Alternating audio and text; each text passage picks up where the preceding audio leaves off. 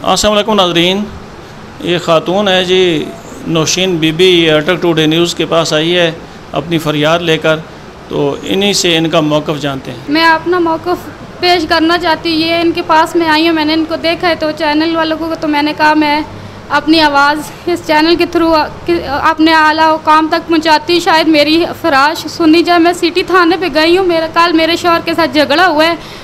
11-12 साल से वो मुझे मार है, मेरे साथ झगड़ा कर रहा है। मेरी अम्मी अबू के साथ रजनावा नहीं था। अब 12 साल बाद मैं राज़ी हुई हूँ, तो कोई बात होती है तो 2 महीने हुए मुझे उनके साथ रजनावा किए हुए। कोई बात होती है तो वो कहता है मैं तुम्हारे भाइयों को फंसाऊँगा, तुम्हारी अम्मी को फंसाऊँगा।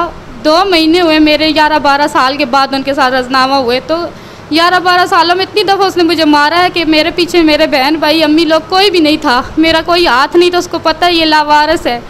अब जब मेरा रजनावा हुआ है तो ये अब उनका नाम ले ले के मुझे मारता है, कहते हैं भाइयों को मेरे घर बुलाओ, अम्मी को मेरे घर बुलाओ। मैं कहती हूँ मैं उनको क्यों बुलाओ, कहता है उनको मैं ये करूँगा वो करूँगा। उनका नाम ले के मुझे मारता है। कल भी इसने मुझे मेरे भाइयों का नाम ले के मारा है, कहते हैं उनको बुलाओ। मैं तो उनकी दुश्मनी निकालने के लिए मैंने तो मेरा रखा हुआ है। मुझे मारा था, छुरी उठाई है, जैसे किचन में मुझे इसने मारना शुरू किया। मैं नाश्ता बना रही थी, कल सुबह का टाइम था, मैं नाश्ता बनाना था, किचन में छुरी पड़ी थी, ये मुझे मार था, झगड़ा हुआ है। छुरी इसने उठाई हुई थी तो मैंने उठाई है छुरी ऐसी। मैंने कहा एक ही दफ़ा मुझे मार दो, बार बार मारते हो। इसने छुरी खींची है तो इसके हाथ पे लग गई है। मुझे मार रहा था, नीचे गला मेरा दबाया हुआ था, मुंह मेरा दबाया हुआ था, तो मैं छुरी इसने खींची है मुझसे तो इसको खुद हाथ पे लग गई है। तो ये वो बात कहता है मैं मारूँगा, तुम्हारे भाइयों का नाम लगाऊँगा, उनके मत्थे लगूँगा। मैं कल से घर ही थी, फिर मैं इसकी बहनों के पास आपके पास चली गई हूँ कि ये आप लोग मुझे रजनामा करके लेके आए थे। तो इसने फिर मुझे मारना पीटना शुरू कर दिए मेरे भाइयों का नाम ले के। उन्होंने इसको समझाया है, कहा है कि रात को 10 बजे हम लोग उनके अपनी नंदों के घर से मैं आई हूँ अपने शौहर के साथ। उन्होंने इसको समझाया है कि अपना घर रखो, तुम्हारे 3 बच्चे छोटे छोटे, तो जो बात ये कहे वो मानो, जो तुम कहोगे ये मानेगी। मैं घर आई हूँ, मैंने उसको दूध वगैरह दिए, बर्तन धोए, जो काम मेरा था मैंने किया। मैंने कहा मेरी तबीयत ठीक नहीं है, मेरे साथ बात नहीं करना, मुझे सोने दो। मेरे शौहर ने रात को 12 बजे मुझे गालियाँ निकालना शुरू कर दिए, कहते हैं मैं तुम्हें मारूंगा। मैं तो बहनों को ये तो नहीं कह के आया था कि मैं तुम्हें मारूंगा नहीं, अब तो मैं ज़्यादा तुम्हें मारूंगा। भाइयों को बुलाओ, जिसको बुलाओ, जो तुम्हें आके छुड़ाना चाहे बुलाओ किसी को। मुझे मारता है, कुंडी लगा लेते, मेरे 3 बच्चे पास होते, मुझे छुड़ाने वाला मोहल्ले वाला भी कोई नहीं आता। तो फिर रात को उसने मुझे गालियाँ दी है कि ये आगे से बोले तो मैं इसे और मारूं। मैं नहीं बोली, रात को ये मुझे गालियाँ देता रहे, नाजायज़ इल्ज़ाम लगाता रहा, भाई ये बोले कि फ़लाने के पास गई, फ़लान की है। मैं नहीं बोली, मुझे पता है ये जान के कार है, सारा गुस्सा निकालेगा।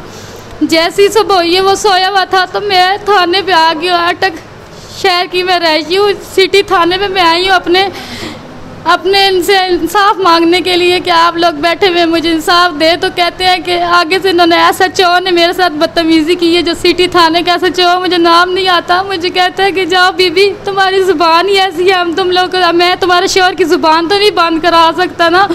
मैंने कहा मैं अपने बच्चे को लेके रोई पे छलांग मारती, अब फिर मुझे इंसाफ देंगे, फिर मुझे करें। कहते नहीं जाओ, मारनी है तो मारो, हम लोग कुछ भी नहीं कर सकते। मेरी सबसे यही गुजारिश है कि हम लोग मजलूम इस तरह किधर जाए, अगर हम लोग मर जाए तो ये इंसाफ देंगे। सिटी थाने में मैं गई हूँ, मेरे साथ इतनी बदतमीज़ी हुई है।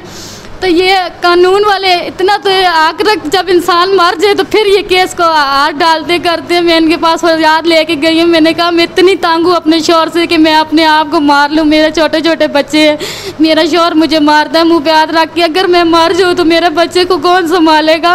मुझे इंसाफ दिलवाए, मेरे शौहर को सो करें कि मुझे से कानूनी तहफ़्फ़ुज़ दे। तो वो कहते हैं हम लोग कुछ नहीं कर सकते, तुम्हारे शौहर का मुँह नहीं बंद कर सकते। फिर मेरे शौहर को उन्होंने कॉल की है, मेरा शौहर कहता है ऑलरेडी कल से पता नहीं कि कौन से पुलिस वाले का नाम लिया, तो उसके पास कल दरख्वास्त हमारी हुई भी है।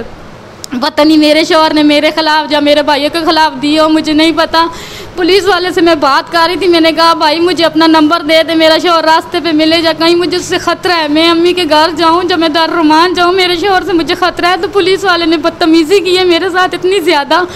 कहते हैं बीबी तुम्हें भी सीधा करता हूँ, उसको भी सीधा कर दो, दफ़ा हो जो। फिर मैं SHO के पास गई, मैंने कहा SHO उसको सारी बात यही बताई जो मैं नाज़रीन आप लोगों के साथ शेयर कर रही हूँ। तो SHO ने कहा कि जाओ तुम्हारी ज़ुबान ही ऐसी है, जो मर्जी है करना है करो, हमें तुम इंसाफ नहीं दिलाते, जाके कानून का अदालत का दरवाज़ा खड़काओ। मैंने कहा जब हम लोग अदालत में जाएंगे पहले तो आप लोग के नाम, पहले तो हमारा काम बनते पुलिस वालों के पास आना, कहते हैं हम लोग कुछ भी नहीं कर सकते। तो इस तरह उन्होंने मेरे साथ काफ़ी बदतमीज़ी की है। तो मेरे जितने आप लोग बड़े बड़े वज़ीर आलम, जितने भी इमरान खान जो भी मुझे सुन रहे हैं, मेहरबानी करे सीटी थाने दूसरी तीसरी दफ़ा मेरे साथ बदतमीज़ी की है।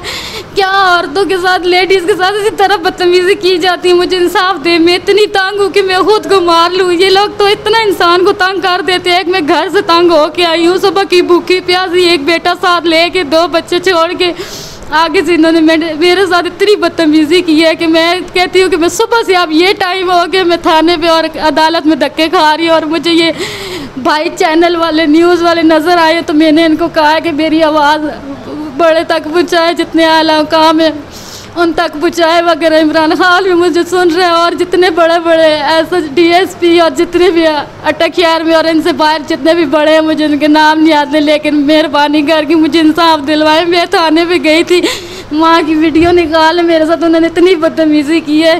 क्या इस दिन के लिए औरत पैदा हुई थी कि उसको मार के फेंक दे और इंसाफ ना मिले? मेहरबानी आप लोग करके, जितने लोग मुझे सुन रहे, अगर इंसाफ दिलवा सकते तो मेहरबानी होगी आप लोग मुझे इंसाफ दिलवाएं। नाज़रीन, इस खातून का मौक़िफ़ बड़ा तफसील से इसने बयान किया है। मेरी DPO अटक और RPO से गुजारिश है कि वो ज़ाती तौर पर दिलचस्पी लेकर इस खातून का मसला हल कराएँ। तो इसी के साथ मुझे अटक टुडे न्यूज़ से इजाज़त दीजिए। अल्लाह हाफ़िज़।